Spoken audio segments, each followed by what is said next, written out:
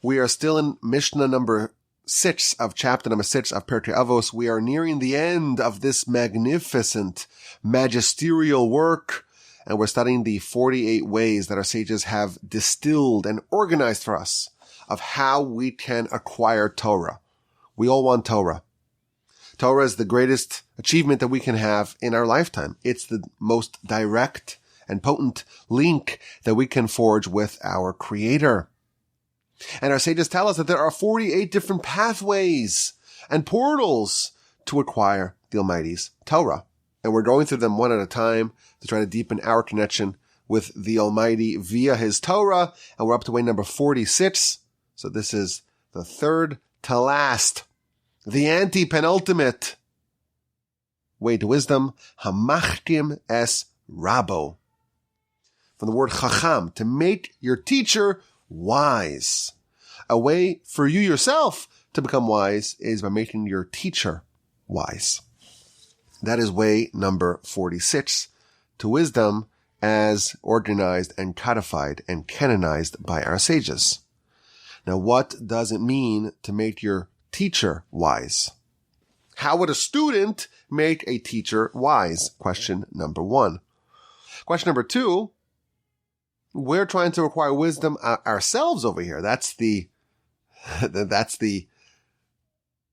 subject of the Mishnah. How to achieve wisdom. Why would me helping my teacher become wise? Why would that carry over and help make me wise? So, of course, our sages offer a variety of different ideas, and all of them are legitimate.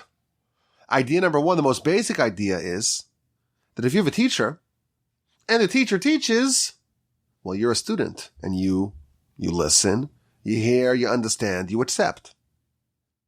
But there's a way to engage the teacher and make the teacher wiser. You can sharpen the teacher by peppering them with incisive questions and feedback. And that's what our sages are telling us here. When you're a student, you want to make the teacher wiser. How do you do that? By asking tough questions on their lecture. There are 2 types of questions. You don't understand something. It's not clear. It's a little bit murky and opaque, and you want to clarify it. That's one sort of question. There's a second sort of question. That's a challenging question, where you understand what they're saying, but you are attacking it. You're questioning its accuracy, its legitimacy, its veracity. In English, they're both called questions. In Hebrew, there's different words for these different types of questions. One is a clarifying question. What do you mean? Elaborate, explain, help me understand this better. And then there's a challenging, attacking question. I'm going to disprove you. I have evidence to disprove you. And for us in polite society, it may not seem to be the right thing to do, that the teacher, they should be granted a certain degree of respect. Maybe you shouldn't challenge them. No, challenge them. Attack them. Try to disprove them. And make them wiser. I remember when I got to yeshiva, one of the things that irritated me the first year when I was in, not like yeshiva high school, but like post-high school yeshiva, is that the lecturer, great sage, there was one particular sage of the previous generation that whenever he would cite him, he would disagree with him and try to disprove him. And I remember hearing that he really enjoys to take one of the great sages of the previous generation and to disprove it. And it didn't make sense to me. This is a brilliant sage, legendary sage with famous books that are found in every single yeshiva library. Shouldn't we just accept the brilliant teachings? But no, it doesn't work like that in Torah. It's all fair game. It's the great equalizer. And there's a great challenge to say, there's a legendary sage who is famous and universally respected and revered. And they come and they say something in Torah, and I'm going to do whatever I can to disprove it. The way they used to test the suitability of students to some of the yeshivos of yore, They would give him a citation from one of the preeminent sages and say, disprove it. Find the flaws. Poke holes in it. Argue on the giant. Question the legend. That's what we're supposed to do. Sharpen the teacher. You have a teacher? Make him wiser. Benefit them by forcing them to address a sharp question. And when they do that, when you challenge them, and they have to upgrade their idea, they have to hone their argument. They may need to refine what they're saying and maybe position it in a way that avoids your question, or even amend it, or even alter it. What you've done is that you've benefited the teacher tremendously because you challenged them. The Talmud has a very famous statement. We've mentioned this numerous times. One of the great sages said, I studied a lot of Torah from my teachers. But who taught me even more than my teachers? My friends, my colleagues, my peers. Umi talmidai yoser mikulam. And for my students, my subordinates, I studied even more. Because when you're forced to teach the students, and the students don't just sit around and accept what you have to say. They're tough. And they're sharp. And they're not going to accept something that's not crystal clear. That teaches you more than anything else. The Talmud analogizes this to a bonfire. How do you build a bonfire? You want a bonfire that's raging and strong and powerful and long-lasting. So of course, you have to have very big, thick logs of wood. But you can't start a fire like that. You have to have the small kindling, little twigs. The way you build a bonfire of Torah is those little twigs, little shavings, little carvings. They can ignite the larger sticks of wood, the larger logs. A young novice, a young student can actually make the teacher wiser. That's the idea, or idea number one, of making the teacher wiser. But in our Mishnah, it's not about making the teacher wiser. It's about making you wiser. And you become wiser by making the teacher wiser. How does that work? How does it help you to sharpen the teacher? It helps the teacher, no doubt. But how can it help me if I made the teacher wiser? So the commentaries offer a few different ideas. Number one, basic. If you make others wise, and you're engaging in the material that forces your counterpart to become wiser, you will also become wiser. As a result, you're going to integrate the Torah within yourself deeper. And the commentaries add like a psychological point over here. If I raise a question, I have an angle that I pose. Naturally, we're all more engaged when it's our idea or our challenge or our question or our citation that's being addressed. We all have a natural affinity with our own ideas and our own questions. So suppose I'm the one who poses the question that forces the teacher to engage and to become wiser. And it's my question that's being analyzed and debated and addressed. And the teacher is genuinely considering what I had to say. You know who's super engaged? I am. Because it's my question being discussed. So this is a way to rope someone in to really become engaged in their studies and can kind of supercharge their entry into the delightful world of Torah. Now, Torah it's big, it's vast, it could be intimidating. There's a way to kind of have an accelerated entry into the world of Torah. And that's when it's my question. It's like my little baby. I'm so engaged. I'm so interested. That's what's dominating the dialogue. I'm in. One of the problems that we face if we're trying to help newcomers, give them a little a little on-ramp into Torah. You have someone's attention, but you have it for an hour, and they know nothing about Torah. They're never exposed, never learned nothing. You have to use that time very wisely to try to engage them. And you're trying to convey to them, ideally, a little bit of a flavor of the rigor of the intellectual and spiritual delight of intensive Torah study. Now, you did it the hard way because you were taught from a little kid how to read Hebrew and how to understand Hebrew. You went through the stories of the Torah and the scripture and the Mishnah. And you have a lot of experience. And you've reached that point of experiencing the delight of Torah at a very advanced level. And you have a novice, an absolute beginner. How can you find a way in a short amount of time to give them a little bit of the feeling of why it's so special to you? So one of the strategies that is employed is to try to find a way to get them to ask a question. You read a verse and you tell the newcomer, find 5 questions. Like, what are the 5 questions that you could think of?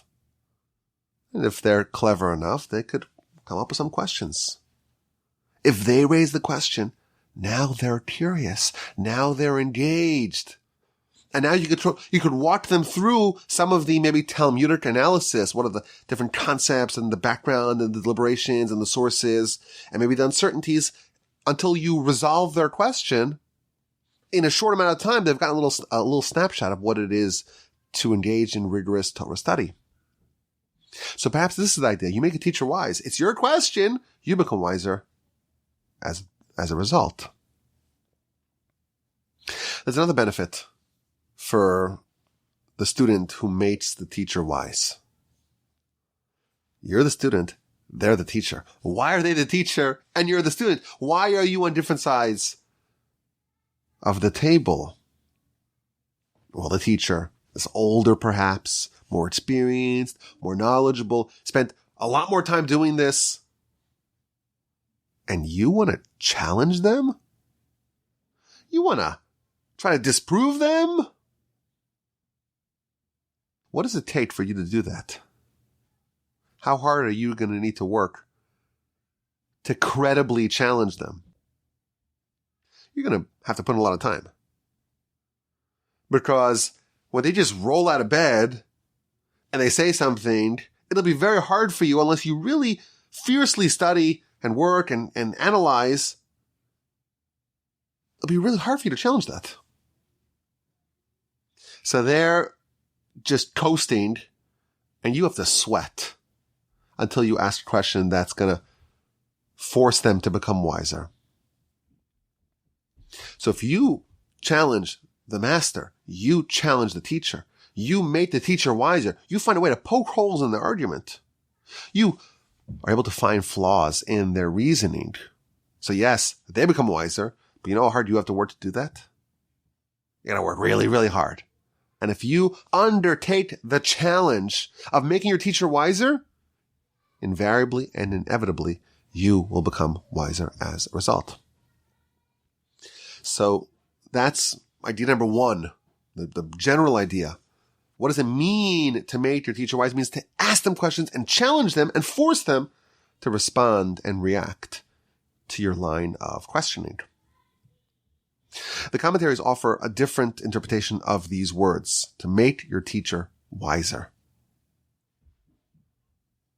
Not necessarily to make them wiser in reality, but to make them wiser, to render them wiser, to consider them wiser in your perception, in your eyes.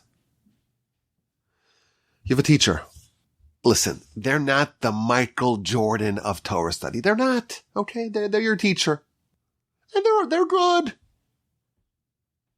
But they're not like the greatest teacher in the world. So if you were being fair about it, you'd say, listen, they're a fine teacher, they're a well-meaning teacher, they're even a competent teacher, but there are a lot other teachers who are greater. That's a very dangerous position to have. Because then you'll say, you know what, they're a teacher, but maybe I could skip this. It's not so important. After all, we're not dealing with the absolute best of the best. And what's going to be, you won't have this teacher and you won't go to any teacher. So if you don't value your teachers, you'll end up not studying at all. And therefore, the Mishnah is advising you, make them wise in your eyes, in your perception. Consider them wise. Aggrandize their ability, their intelligence, and sagacity in your eyes. And that will motivate you to continue studying under their tutelage. If you don't consider your teacher that special, they're not that special. You're not going to pursue them to study under them, and that will have a very negative, injurious, and deleterious effect on your acquisition of Torah. And thus, you ought to make your teacher wise. Consider them wise and talented and capable. Perhaps even exaggerate their greatness, and that will motivate you to study under them and thereby increase your wisdom. It is common practice for students to give very lofty honorifics and titles for their teachers. If you have a teacher, this is your rabbi, this is your spiritual guide. Are they the best in the world if we were ranking them in Madden 2025? No, they're not. But they're your teacher. They're the one in your community and your synagogue and your yeshiva. They're your teacher. You have to kind of upgrade the perception of them in your eyes. Because once you do that, you've just tricked yourself to say, I want to study more Torah. And there's another way that the commentaries explain this idea. So we have the idea of challenging the teacher, making them wise. We have the idea of considering them wise, even maybe if they aren't objectively that wise. There's another idea. Consider your teacher wise and try to reconcile their teachings.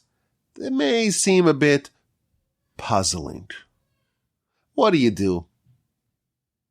The teacher makes a statement that seems wrong, it seems off, it seems misdirected, it seems shallow. This is not what you signed up for. You want something intelligent and sharp and fierce and vigorous. Well, what do? Teacher said something that was a bit off. So your inclination may be to say, well, okay, this I'll disregard. This is not something I need to really study so intensely. Says the Mishnah, make your teacher wise, consider them wise, and strive to understand their message. Don't just reject it offhand. It's wise. You don't get it. Well, let's try to figure it out. I would say this is the bread and butter of Talmudic study in the great yeshivos. You read a citation of the Talmud, and you read the Rashi commentary, and this happens on every single page of Talmud, by the way. You read the Rashi commentary, everything makes sense. He's explaining every step of the Talmud, and the question, and the back and forth, and the dialogue, and the debate, and the conclusion. And then you open up the other commentaries, the Tosfos commentaries. On every standard volume of Talmud, you have the Talmud in the middle, and on the inner margins, you have the Rashi commentary, and on the outer margins, you have the Tosfos commentary. And invariably, Tosfos starts his commentary saying, Rashi says this and this and this and this, but he's wrong.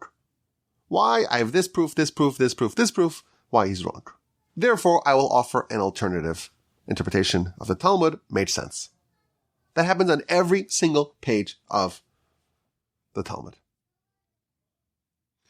So we may say, listen, I read Rashi. It made sense when I read it, but then the Tosfos says I have all this evidence to disprove Rashi. So let's discard Rashi. That's what you may think. But no. That's not what happens. Now our work is cut out for us. We treat every single drop of ink authored by Rashi with extraordinary gravity and seriousness. We understand that every word that he writes is calculated and measured and precise.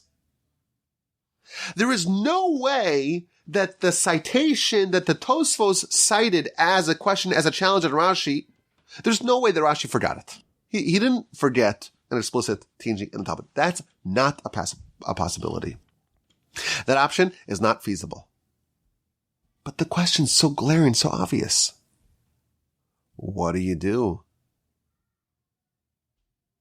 Your question is, okay, there is a resolution. There's no way that Rashi just forgot another teaching in the Talmud. Not a possibility. So he knew exactly what you know, and he wrote what he wrote. Nonetheless, if there is a resolution, go find it.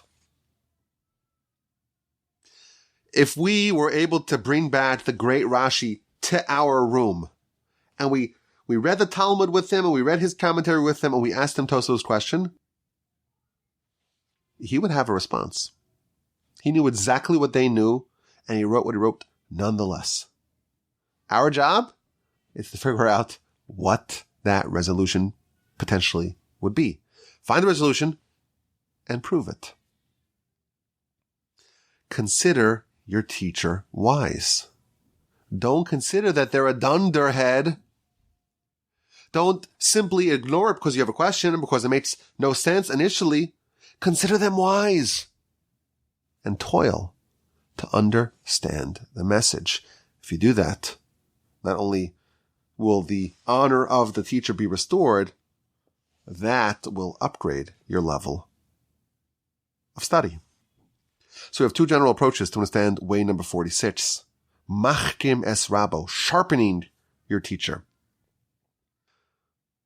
We started off by saying, well, it's challenging the teacher. Asking sharp questions. And you know what? When your question is being discussed, it's your question being addressed over here, you're more engaged and your study level will be upgraded. A second idea we said is to challenge the teacher. To do that, you must work really hard. If you undertake an objective to challenge the teacher, necessarily you're going to have to upgrade your studies. And finally, two other ideas. Consider your teacher wise and pursue them as a teacher. Consider your teacher wise in your eyes and treat their words with seriousness and gravity and try to work really hard to toil to understand what they mean. Way number 46. Hamachtim es rabo, someone who makes his teacher wise, someone who sharpens his teacher.